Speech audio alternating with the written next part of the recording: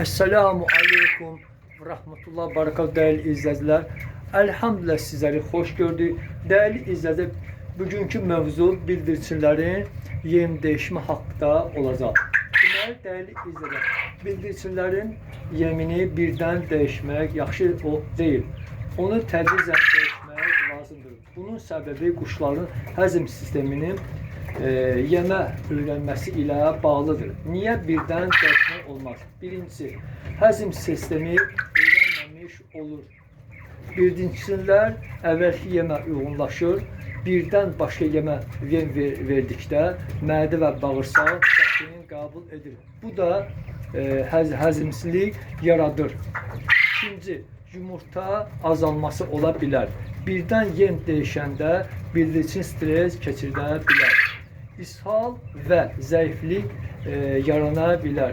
Yəni, yemin tərkibinə uyğun, yemin tərkibinə quşun orqanizmi öyrənməyibsə, ishal ola bilər.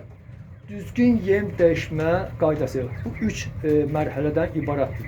Birinci, ikinci gün 75% köhnə yem, 25% təzə yem.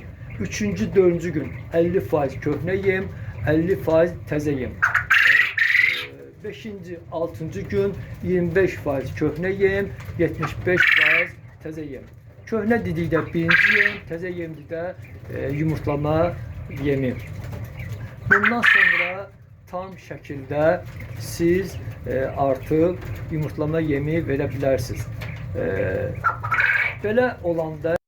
Belə olanda quş stres keçirmir və yumurtlamaya davam edir. Yumurtlayan bildirçinlərə verilən yemdə protein 18-20% və kalsium yüksək olmalıdır ki, yumurta yaxşı olsun. Bax, belə dəyərli izləyicilər. İnşallah güman edirəm, mənim bu fikrim sizə çatdı və sizin üçün, sizin təsərrüfatınız üçün çox faydalı olar.